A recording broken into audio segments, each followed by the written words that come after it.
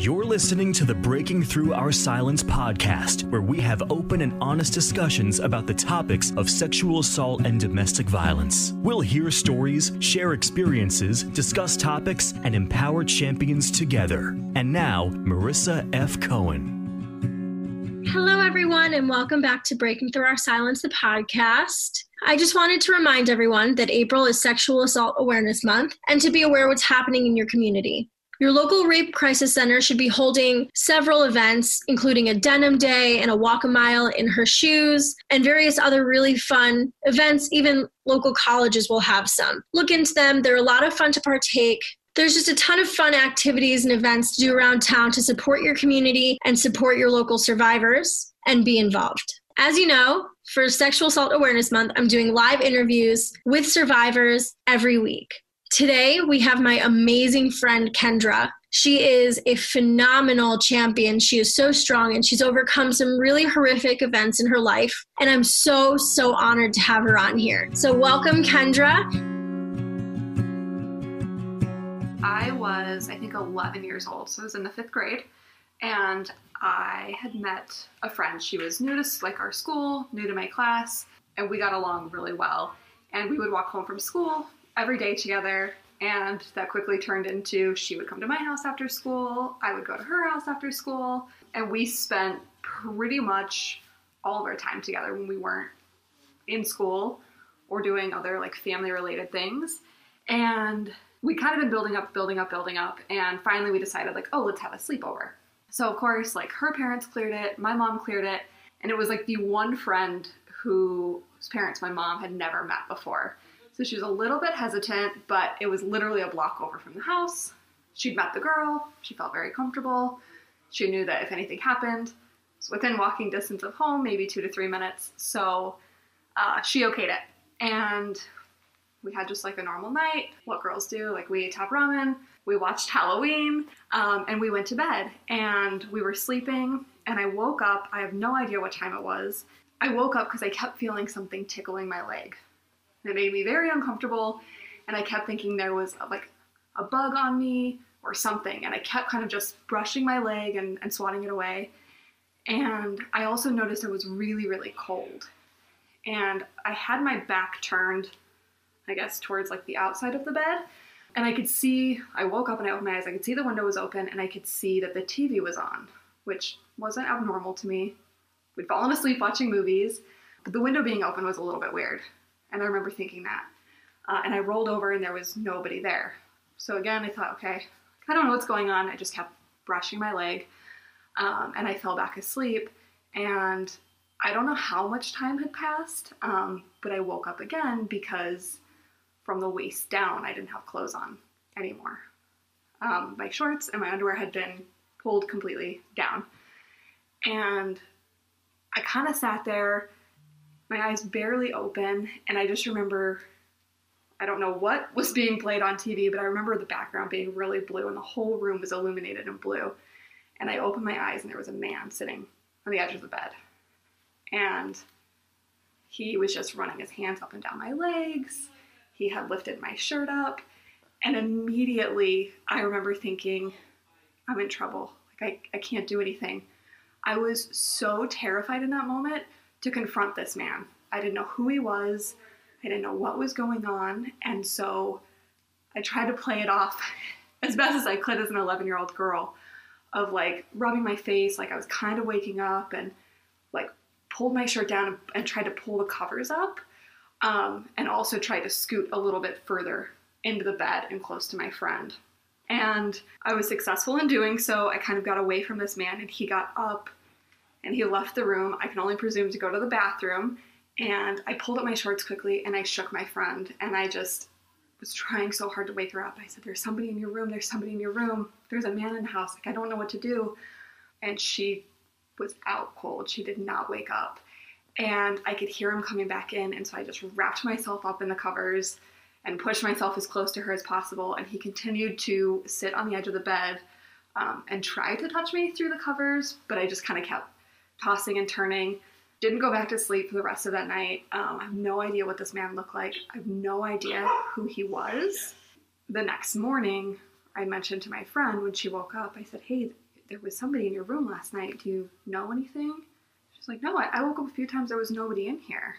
I'm like, no, like there was, just watching something on TV. And I remember being really uncomfortable and just packing my little bag as quick as I could and getting out. And I got home and went to an event, just like a family event. And I told my cousin. I remember just feeling really gross and dirty and scared. And I just told her, I said, I don't know what happened. Like he took my clothes off. I don't know. And she kept telling me, Kendra, you have to tell somebody. I was like, I can't tell. Like, I'll be in trouble. Like I was wearing shorts, and I'm blaming myself at 11 years old for wearing pajama shorts to bed. And I, immediately thought to myself, if I had worn pants or if I'd had socks on, like this wouldn't have happened. I don't know why my brain was wired that way at such a young age, but it was. And the entire day I kept telling my cousin, no, it's okay, it's okay. And then my cousin said, no, you have to tell someone. I said, no, I made it up. Nothing happened. Because I was afraid. I thought I would be the one in trouble. Like, I was the one who chose to sleep over. I was the one who also let it happen. I didn't confront him. And so in my mind, I thought, I'm going to be looked at like, you let it happen. Like, this is your fault. So several hours of convincing went by, and my cousin finally said, if you don't tell your mom, I will. I said, okay. So she walked upstairs with me. I told my mom, and from there, it's kind of a blur. I don't really remember all the details. I remember the cops being called. I had to disclose everything that happened. I remember riding in the back of the police car to show them the house because I didn't know her address. And I don't know what happened, if they ever found out who it was. I do remember my mom mentioning a few months later that, she had stayed in contact with the officer that we reported it with, just to kind of follow up. And they had mentioned they have a suspicion about who it was, like some family member in the house, but nothing was confirmed. And then nobody in the family had come forward. They all said that member of the family was not living there. They hadn't seen him in a while. And I think the worst part for me was I went back to school that Monday, and she knew what happened, and she didn't look at me. She wouldn't talk to me. Her birthday party was a few weeks later, and of course I wasn't allowed to go. She kind of made it known to like all of the other girls in our class, like, oh yeah, she made up some rumor about my family. And it wasn't until the week after her birthday party, and I just remember my little heart broke for her. I was walking home from school, and she ran up behind me, and she got my attention, and she was crying. She said, I'm so sorry, I didn't believe you. She said, it happened to me the night of my party. And I just remember, like, I have chills now, like, recounting that. Several years later, I think I was in junior high. She actually attended my junior high, and we were in a class together. And of course I approached her like, hey, do you remember me? And she's like, no, I don't remember you. And she denied ever knowing me. She denied ever being friends with me. And that was kind of it for me. It's like, okay, either you've gone through something far more traumatic and you've really blocked it all out and you truly don't remember, or you're embarrassed or something else has happened and you don't want to associate with me, and that's fine. So a few years later, we just kind of cut all ties, and I never saw her again. I'm so sorry that happened to you. Oh my God, that's such a painful story. I hate it. I'm not going to lie. It could, and I always think too, right? It could be worse. And I'm grateful it didn't go further. And I'm grateful that whatever he had planned, if he had anything else planned, he stopped. But yeah, it's like, I wouldn't wish that on anybody in any situation. Right. That's so scary. You're in a place you don't know. It's a human being you don't know and have never seen. Yeah. And nobody believes you, and everyone's trying to convince you that not your family, but your friend was trying to convince you it wasn't true, and their family was protecting. That's horrible. And for an 11-year-old to already be pretty much conditioned to believe that it's their fault no matter what, it speaks so loud about our society and how we condition people. Thank you so much for sharing that. I think what's crazy to me too is it didn't come up until several years later in therapy for something completely unrelated, talking about past trauma and things like that. I was asked to tell my story, and halfway through my story I said, and it's not like the pajama shorts were short, like they were long, and my therapist said, no, don't make that excuse. It doesn't matter what you were wearing. And I think that's and I don't know, maybe other people feel this way, maybe they don't, but I think that's the thing that's so tricky about trauma is no matter how much healing you do and what processing you go through, there's always kind of those little things that just slip out of, if I had done this, or that underlying tone of guilt and shame that just come along with it, I think. I think you're totally right. They like don't go away. It's never really addressed. You know, we say, oh, well, it wasn't your fault. It doesn't matter what you were wearing, but there's no healing with that. You know, I can think of 1,000 reasons why my assault would have been my fault, but not really, because I had no control over the situation like you did. And I think that a lot of people agree with us that it's all about how we condition it, and we ignore the little things when we're trying to heal the big picture. So those little things are still seeds that are still planted. Right. What did you do? Because you seem at least very well adjusted and stable. You know, I don't know what happens in your head, but you know, what did you do to heal from it? Like, was there anything that you tried that worked really well for you? I think what was hard is at 11 years old, I didn't understand the impact that it had on my day-to-day life or what it was going to do down the line for me. I was very fortunate in the sense that I had a supportive family who, you know, immediately addressed the situation.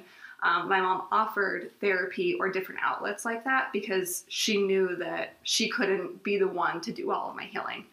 In my little 11-year-old mind, I was like, no, I don't need that. I think I'm fine. You know, I wanted to get back to my normal life. I wanted to be able to have sleepovers again. You know, I think that the trauma aside, like my social life and my social class, at a really critical point in my life, I was getting ready to be out of elementary school and get into junior high with a new friend group. Like, that was being disrupted in a very bold way.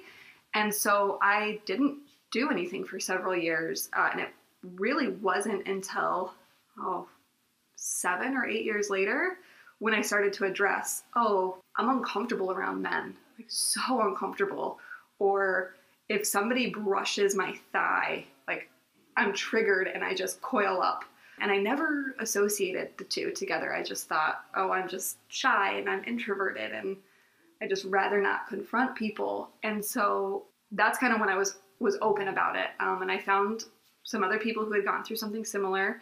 And I then went to therapy for, like I said, different trauma.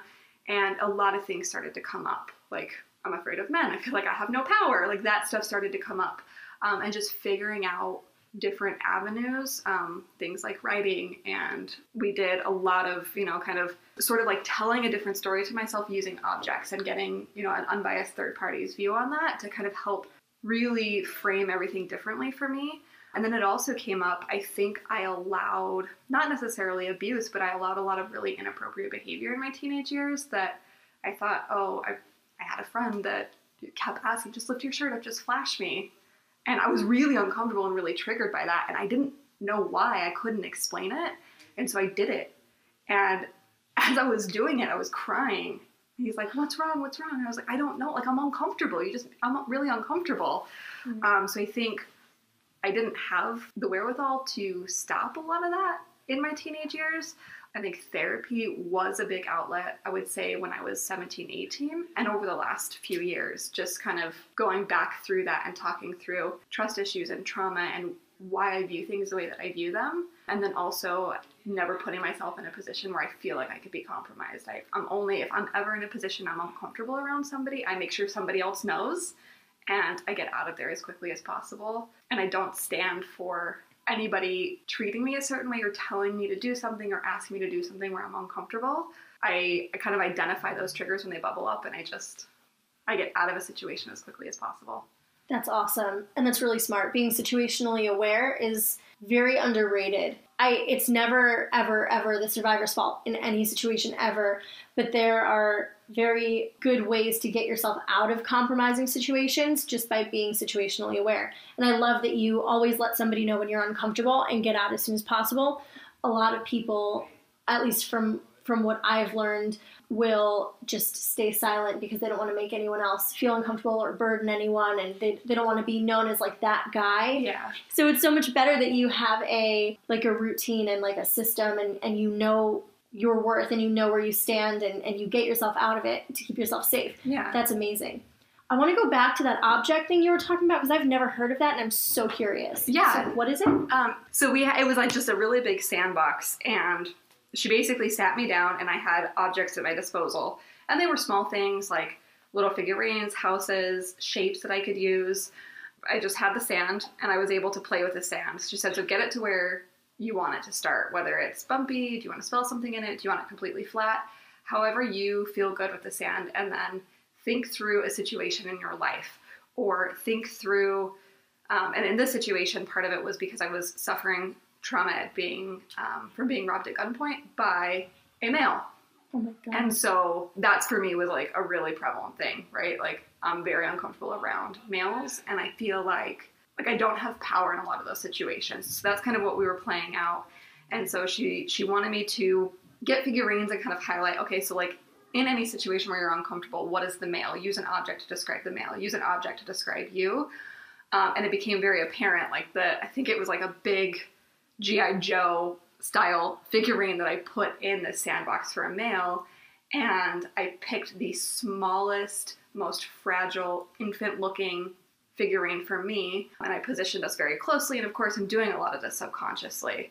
Like I've got a safety net, maybe a few inches away from me, but I'm closer to this male that has all of the power. And just a lot of dark shapes and a lot of dark figures behind him, just kind of talking about being fearful. And of course, as I'm doing this, I'm just thinking, right, this is how I feel in these situations. And she was able to really help me break it down and think through, okay, so if you're in a situation, you feel this way, what do you have in your back pocket? What tools can you pull in? If you're looking at these figurines, what could be helpful for you?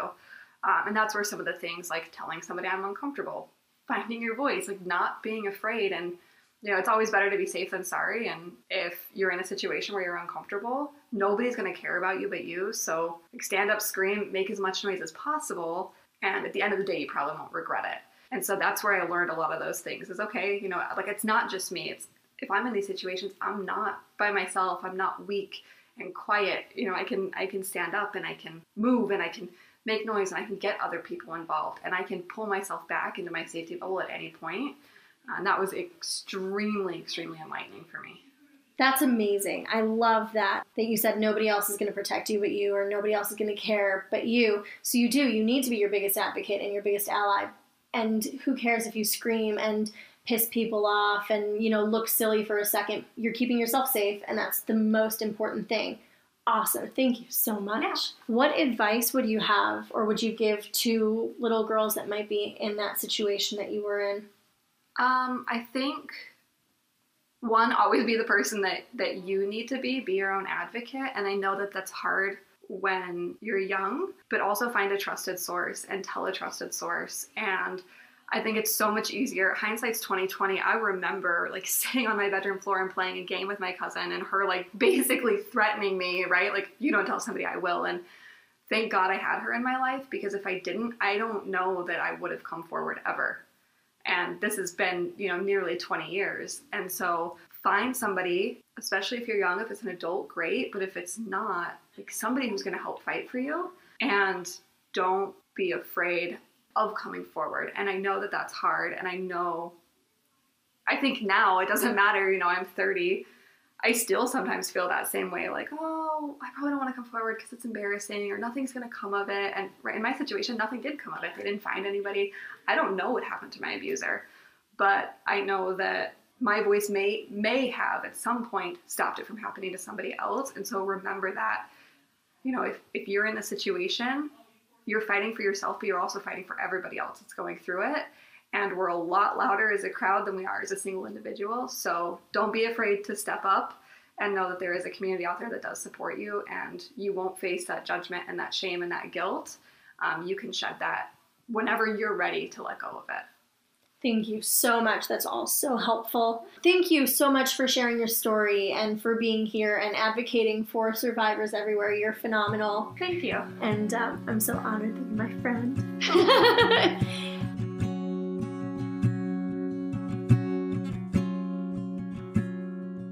Kendra, thank you so much for being here and for sharing your story with us. You have such an amazing outlook and such phenomenal, helpful advice. I can't thank you enough for being here. Just a reminder to everybody listening to get involved in your community for Sexual Assault Awareness Month and to support survivors. We want everybody to live a brave, full, and peaceful life. Thank you so much for listening, and I'll talk to you next week. You've been listening to Breaking Through Our Silence with new episodes every Wednesday. Don't forget to rate and share this podcast. Stay in touch with us and have your voice be heard.